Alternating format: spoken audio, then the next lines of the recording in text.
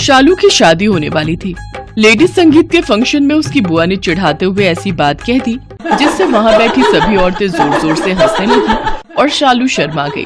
भाई ठीक ही तो बोला, हमारी भतीजी शालू की तो बढ़िया किस्मत है, एक सास के साथ एक सास फ्री मिल रही है। बुआ जी क्या आप भी देखो तो शर्मा गई। बस सब हंसी खुशी संपन्न हो जाए, मेरी बच्ची खुश रहे। हाँ हाँ भाभी चिंता मत करो, हमारी शालू वहाँ बहुत खुश रहेगी। चलो चलो विदाई गीत शुरू करो। और फिर हंसी खुशी शालू की विदाई हुई और वो अपने ससुराल आ गई। शालू के ससुर राम प्रकाश ने 2 शादियां की थी। एक शादी उन्होंने गांव में माता पिता की मर्जी से शकुंतला से की थी और एक शादी उन्होंने जब वो शहर में अपना बिजनेस जमा चुके थे तब शहर में रहने वाली मनोरमा के साथ की थी। इसलिए शालू की एक सास अभी भी देसी शैली को अपनाकर चल रही थी और एक सास मॉडर्न विचारों वाली थी। अब शादी तो हो गई, पर शादी के बाद शालू की जिंदगी में जो 2 सासों के रूप में भूचाल आने वाला था, उसकी कुछ भनक शादी के 2 दिन बाद ही शालू को महसूस होने लगी। शालू बहू, आज तुम्हें हमारी पारिवारिक रेसिपी बनानी है, ये हमारी परंपरा है। जी माँ जी, मैं इसे ठीक से बनाने की पूरी कोशिश करूंगी। अरे बहू, ये सब बनाने की कोई जरूरत नहीं है, ये सब बाद में बनाना। मुझे लगता है तुम्हें इसकी बजाय ये क्विनोआ सलाद रेसिपी आजमानी चाहिए और साथ में ये स्प्राउट्स भी बना लो, ये बहुत बढ़िया नाश्ता रहेगा आज के लिए। बहू तुम इसकी बातों पर ध्यान मत दो, अब इसमें मसाले देखो धीरे धीरे डालना, ध्यान रहे रेसिपी खराब ना हो, इसलिए इसे कड़छी से बार बार चलाती रहना। नहीं, पहले ये सलाद बनाएगी, आओ मैं तुम्हें बढ़िया सलाद बनाना सिखाती हूँ। नहीं, पहले बहू मेरी बात सुनेगी। नहीं, पहले मेरी सुनी जाएगी। बहू पहले मेरी सुनो, पहले मेरी सुनो। शालू टेंशन में कि किसकी सुने, उसके लिए तो दोनों सास एक समान थी। तभी मनोरमा का बेटा रोहन बोला, भाभी ये तो अभी शुरुआत है, यहाँ तो रोज ही ऐसे होता है। मैं और भैया तो इन सब के आदी हो चुके हैं। मुझे लगता है मैं अभी पिज्जा ऑर्डर कर दूं, वरना मुझे नहीं लगता कि आज नाश्ते में कुछ मिलने वाला है। उस दिन शालू बहुत परेशान हुई, कभी पारंपरिक रेसिपी में हाथ घुमाती तो कभी सलाद में। बेचारी उस दिन बहुत परेशान हो गई। वो दोनों में से किसी को भी निराश नहीं करना चाहती थी, इसलिए उसने दोनों चीजें साथ ही बनाई। पर 2 नाव पर एक साथ सवार होना गलत ही होता है, ये कहावत तो सब जानते हैं। वही हुआ, न पारंपरिक रेसिपी अच्छी बनी न ही उसकी सलाद। उस दिन सबको पिज्जा खाकर ही रहना पड़ा। वो दिन तो गुजर गया। अगली सुबह शकुंतला अपनी पुरानी दहेज की सिलाई मशीन लेकर बैठ गई और फिर से शालू की रेल लग गई, क्योंकि उधर मनोरमा भी अपने हाथ में 2 योगा मैट लेकर आ गई थी। ये देखो बहू, मेरे दहेज की मशीन है, मैं इस पर कपड़े सिला करती थी, आओ मैं तुम्हें इस पर कपड़े सिलना सिखाऊं। जी माँ जी। सिलाई छोड़ो बहू, चलो मेरे साथ थोड़ी मॉर्निंग एक्सरसाइज करो, ये सब सिलाई वगैरह बेकार है। जी माँ जी। देखो मनोरमा, तुम पिक्चर वाली मनोरमा बनने की कोशिश मत करो, तुम नहीं जानती हो तुम्हारा पाला शकुंतला से पड़ा है। बहू पहले मेरी बात सुनेगी, फिर तो तुम पिक्चर वाली मनोरमा के स्वभाव से वाकिफ हो। जब वो पिक्चर में किसी को नहीं छोड़ती थी तो मैं भी नहीं छोड़ूंगी। पहले बहू मेरी सुनेगी। चलो शालू बहू, हम छत पर चलते हैं, वहां धूप में योगा करेंगे। अरे तो मैं पागल हूं जो स्टोर रूम से अपने दहेज की मशीन लेकर बैठी हूं, मैं भी तो आंगन में धूप सेक रही हूँ। बहू यहाँ बैठकर मेरे से सिलाई सीखेगी, योगा कल करना। नहीं, आज ही होगा योगा, सिलाई तुम कल करना। फिर क्या था, शालू की खींचातानी शुरू हो गई। वो कभी शकुंतला की ओर देखे, कभी मनोरमा की ओर देखे। शालू की गर्दन इधर उधर घूमती ही रही। वो परेशान हो चुकी थी और बहुत ही ज्यादा परेशान कि आखिर वो करे तो क्या करे। शकुंतला और मनोरमा दोनों बहस करती रहीं। शालू कमरे में आकर बैठ गई। क्या हुआ, दोनों की बहस शुरू हो गई होगी। माँ और छोटी माँ दोनों ऐसे ही करती हैं, एक उत्तर है तो एक दक्षिण, हम भी दोनों दिशाओं में फंसे रहते हैं। लगता है अब तुम्हें भी ये सब झेलना पड़ रहा है। हाँ, मैं बहुत परेशान हो गई हूँ, किसकी सुनो किसकी ना सुनो, मैं तो यही सोचती रहती हूँ। क्या करूं मैं राजीव, मुझे कुछ समझ नहीं आ रहा। सब कुछ वक्त पर छोड़ दो, वक्त के साथ सब कुछ ठीक हो जाएगा। पर रोजाना की इन सब परेशानियों का सामना शालू को करना पड़ता था। शालू अपनी दोनों ही सास का बहुत सम्मान करती थी, इसलिए वो दोनों की बात को सुन लेती थी, पर बाद में उसे ही परेशान होना पड़ता था। किसकी पसंद का खाना बनेगा, किसकी पसंद का नहीं बनेगा, किसकी बात पहले सुने किसकी बात बाद में, यही सब रोजाना होता रहता था। दोनों सासों में से कोई भी झुकने को तैयार नहीं था। दोनों ही यही कहती थी कि उनकी बात पहले सुनी जाए। एक दिन तो शालू बहुत ज्यादा दुखी हो गई। तब, शालू बहू, आज के पारिवारिक समारोह के लिए ये साड़ी पहनो, ये तुम पर सुंदर लगेगी। अरे ये कैसी साड़ी दिखा रही हो? छोड़ो बहू, तुम ये ड्रेस पहनो, ये तुम पर बहुत अच्छी लगेगी।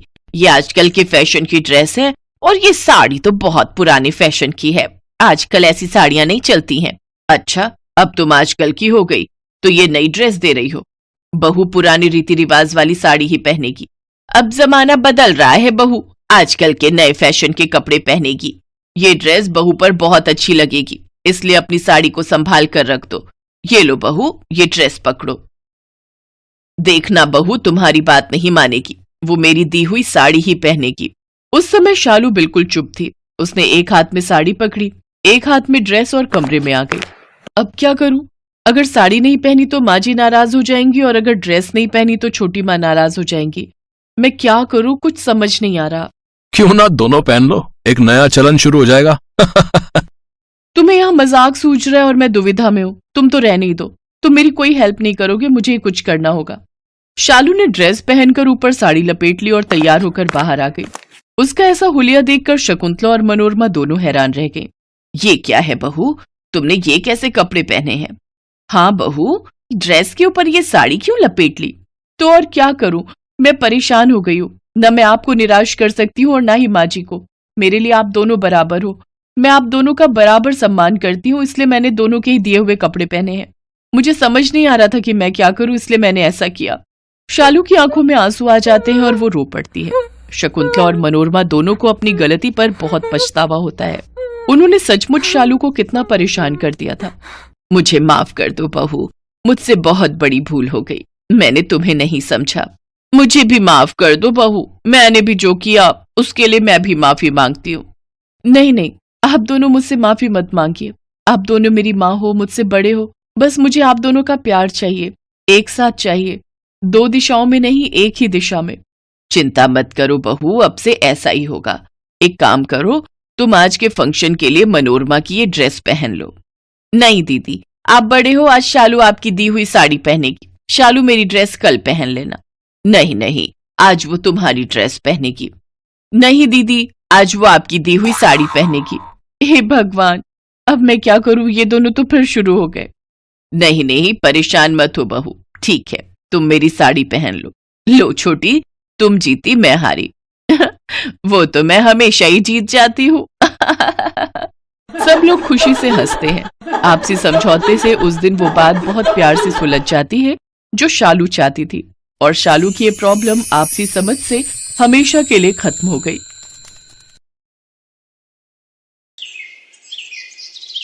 तो हेमा जी, अब बस एक ही महीना रह गया है, तुम खुश तो हो ना? हाँ, मैं तो बहुत खुश हूँ। और आप? अरे मेरी खुशी का तो ठिकाना ही नहीं है। मुझसे तो अब इंतजार ही नहीं होता कि कैसे ही एक महीना गुजरे और मैं बारात लेकर आऊं तुम्हारे घर। ये है हेमा और हरीश, दोनों एक ही कॉलेज में पढ़ते थे। दोनों को एक दूसरे से प्यार हुआ तो घर वालों ने भी शादी के लिए तुरंत हाँ कर दी। हरीश अपने माता पिता का इकलौता बेटा था। उसके पिता की बड़ी दुकान थी, तो घर में रुपए पैसों की तो कोई कमी थी नहीं। हरीश की माँ सरला घर संभालती थी। देखते ही देखते एक महीना भी गुजर गया। हरीश और हेमा की शादी खूब धूमधाम से हुई। फिर शादी के कुछ दिन बाद, हेमा, इतनी सुबह सुबह तैयार हो गई, कहीं जाना है क्या बेटी? माँ जी, वो बताया था ना आपको, आज मेरा बीएससी का रिजल्ट आना है। अरे हाँ, मैं तो भूल ही गई थी। और ये हरीश कहाँ है, उसका भी तो रिजल्ट आएगा ना? हाँ जी, वो कह रहे थे कि वो दुकान से सीधा कॉलेज पहुंचेंगे। हेमा ने सरला के चरण स्पर्श किए। फिर उसी शाम, माँ कहाँ हो माँ, जल्दी बाहर आओ। आ गए तुम दोनों, कैसा रहा तुम लोगों का रिजल्ट? माँ, आपकी बहू ने टॉप किया है। अरे वाह, ये तो बहुत खुशी की बात है। और तू नालायक, अपने बारे में भी तो बता। मैं भी पास हो गया माँ, पूरे 50% नंबर है मेरे। हरीश की बात सुनकर वहां खड़े सभी लोग हंसने लगे। हेमा के आने से सरला का घर पूरा हो गया था। सभी उससे बहुत खुश थे। फिर एक सुबह जब हेमा सरला के कमरे में उसके लिए चाय लेकर गई तो उसने देखा कि सरला एक किताब पढ़ने की कोशिश कर रही है। माँ जी, ये आपकी चाय। हाँ बेटी, अब यहाँ पर रख दो। माँ जी, आप ये क्या पढ़ रही हो? अरे बेटी, ये 10वीं की हिंदी की किताब है, बस इसे ही पढ़ने की कोशिश कर रही हूँ। लेकिन 10वीं की हिंदी की किताब आप क्यों पढ़ रही हैं?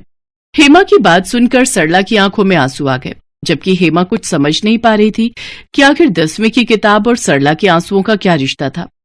तब सरला ने हेमा से कहा, बेटी मेरे पास सब कुछ है, गहने, गाड़ी, एक अच्छा पति, एक अच्छा बेटा, और अब तो तुम भी हो मेरे पास। लेकिन अगर कुछ नहीं है तो वो है शिक्षा। सरला की बात सुनकर हेमा भी वहीं उसके पास बेड पर बैठ गई। बेटी, मुझे ना पढ़ने लिखने का बहुत शौक था। जब मैं गांव में 10वीं की पढ़ाई कर रही थी तभी हरीश के पिताजी का रिश्ता आया मेरे लिए। मुझसे तो किसी ने पूछा ही नहीं और रिश्ते के लिए मेरे घर वालों ने फौरन हाँ कर दी। बस उसके बाद से 10वीं पास करना मेरा सपना ही रह गया। पता है 9वीं में पूरे 45% नंबर आए थे मेरे। अच्छा, फिर क्या हुआ माँ जी? फिर क्या, शादी के बाद आते ही घर संभाल लिया और तब से यही घर मेरी दुनिया बन गया। तो फिर आपने दोबारा पढ़ाई करने के बारे में कभी नहीं सोचा? सोचा था, लेकिन मेरी सास ने मेरा साथ नहीं दिया। वो कहती थी जब जिंदगी भर ये चूल्हा चौका ही करना है तो फिर आगे पढ़कर करना ही क्या है। वो क्या है ना, मेरी सास तेरी सास जितनी अच्छी नहीं थी ना। हाँ माँ जी, ये बात तो सच है। अब लेकिन फिर भी कभी तो कोशिश की होगी ना आपने? हाँ, हरीश कहता रहता था कि मुझे पढ़ना चाहिए, लेकिन घर के कामों से ही फुर्सत नहीं मिलती थी। जब वो छोटा था तो उसी की देखभाल में लगी रहती थी, और जब बड़ा हुआ तो मैंने किसी तरह पढ़ाई शुरू की। अच्छा, फिर क्या हुआ माँ जी? मुझे कोई पढ़ाने वाला तो था नहीं और घर के कामों की वजह से ज्यादा देर तक पढ़ाई कर भी नहीं पाती थी, तो इसीलिए शुरू में 3 बार तो मैं बुरी तरह से फेल हो गई। बुरी तरह से मतलब? वो किसी भी विषय में 20 नंबर से ऊपर नहीं आते थे मेरे। अरे, तो उसके बाद परीक्षा देना बंद कर दिया आपने? नहीं, मैं चाहती थी कि बस किसी तरह मैं कम से कम 10वीं तो पास कर ही लूं, तो फिर मैंने नकल का सहारा लिया। हैं? माँ जी, ये क्या कह रही हैं आप परीक्षा में नकल करती थी? हाँ, पिछले 3 बार से नकल करने की कोशिश कर रही हूँ, लेकिन मेरी किस्मत देखो, बोर्ड की परीक्षा में मेरे आगे जो भी बच्चे बैठते हैं वो तो मुझसे भी बड़े नालायक निकलते रहे, मुए कहीं के। सबको अपने हाथों से बना बना के कितने सारे लड्डू खिलाए, लेकिन एक भी मेरे काम ना आया। जिससे भी नकल की वो खुद फेल होकर बैठ गया। अब किसी साल कोई होशियार बच्चा मेरे आगे पीछे बैठेगा, तभी शायद मेरा बेड़ा पार होगा। सरला की बातें सुनकर हेमा को 2 बातें समझ में आई। पहली ये कि सरला हर कीमत पर 10वीं पास करना चाहती थी, और दूसरी ये कि पास होने के लिए उसे नकल करने से भी परहेज नहीं था। पूरी बात समझने के बाद हेमा ने कहा, माँ जी, तो तय रहा कि अब मैं आपको 10वीं पास कराऊंगी, और वो भी नकल से नहीं बल्कि पूरी ईमानदारी से। पर वो कैसे बेटी? मैं अगर पढ़ने में लग गई तो घर का क्या होगा? सब कुछ कौन संभालेगा? आप उसकी फिक्र मत करो, अब मैं हूं ना, अब से मैं आपको पढ़ाऊंगी भी और घर का सारा काम भी देख लूंगी। लेकिन इस सब के बदले आपको भी मुझसे एक वादा करना होगा। हाँ, बताना बेटी। आप परीक्षा केंद्र में या घर पर कहीं भी नकल करने के बारे में सोचेंगी भी नहीं। अच्छा, तू कहती है तो मान लेती हूँ, पर क्या तुझे सच में लगता है कि मैं बिना नकल के 10वीं पास कर पाऊंगी? ओहो माँ जी, एक बात बताइए, अगर नकल करके आप पास हो भी जाओगी तो क्या आपको अंदर से पास होने की खुशी होगी? हेमा की बात का सरला के पास कोई जवाब नहीं था। सरला को समझ आ गया था कि उसे संतुष्टि तभी मिलेगी जब वो पूरी ईमानदारी से और अपनी मेहनत के दम पर पास होकर दिखाएगी। फिर उसी दिन हेमा ने सरला के लिए 10वीं की नई किताबें और कॉपियां मंगवाई और हरीश से कहलवाकर सरला के लिए 10वीं का फॉर्म भी मंगवा लिया। फिर अगले दिन से ही हेमा रोज सुबह जल्दी उठती, पहले घर का सारा काम करती और फिर सरला को पूरे मन से पढ़ाती। ऐसे ही कई महीने बीत गए। हेमा सब कुछ संभालते हुए बुरी तरह थक जाती थी, लेकिन फिर भी उसने सरला को उसकी पढ़ाई में बिल्कुल भी लापरवाही नहीं करने दी। बहुत हो गया मेरी बच्ची, बस अब और नहीं। क्या हो गया माँ जी? तू सारा दिन मेरे लिए ही लगी रहती है, पहले घर का काम फिर मुझे पढ़ाना, ऐसे कैसे चलेगा? माँ जी, सिर्फ 2 महीने ही रह गए परीक्षा में, इतने महीनों मेहनत की आपने, अब हम पीछे नहीं हट सकते।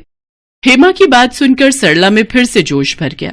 अब तो सरला रात रात भर जाग कर पढ़ने लगी और फिर परीक्षा का वक्त भी आ गया।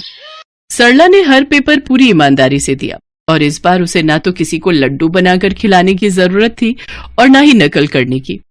फिर कुछ दिनों के बाद, माँ जी उठिए, जल्दी कीजिए। हाँ हाँ, उठ रही हूँ। अब वैसे हुआ क्या है? अरे माँ जी, भूल गई क्या आप? आज 10वीं का रिजल्ट आने वाला है। अरे आज 23 तारीख है क्या? हाँ माँ जी, हरीश तैयार है, आप भी जल्दी से तैयार हो जाइए, आपके परीक्षा केंद्र में रिजल्ट लगाया जाएगा, उठिए जल्दी करिए। सरला जल्दी से नहा धोकर तैयार हो गई। इस बार उसके मन में संतोष था। वो पहले से ज्यादा खुश थी क्योंकि इस बार उसने पूरी ईमानदारी से परीक्षाएं दी थी। जब वो हरीश के साथ घर से जाने लगी तभी, बेटी मुझे नहीं पता कि मेरा रिजल्ट कैसा होगा, लेकिन मुझे इस बात की खुशी है कि इस बार मैंने बिल्कुल नकल नहीं की। आगे भगवान की मर्जी। देखना माँ जी, भगवान सब अच्छा करेंगे, आप बिल्कुल चिंता मत कीजिए। सरला और हरीश वहां से चले गए। रिजल्ट के लिए जितना सरला उत्सुक थी, उससे कहीं ज्यादा घर में हेमा बेचैन थी। उसने सरला के लिए बहुत मेहनत की थी। कुछ घंटे बाद अचानक घर के बाहर ढोल बजने की आवाज सुनाई देने लगी। हेमा भागकर घर के बाहर आई तो देखा कि हरीश सबका मुंह मीठा करा रहा था। सरला के गले में फूलों की माला थी।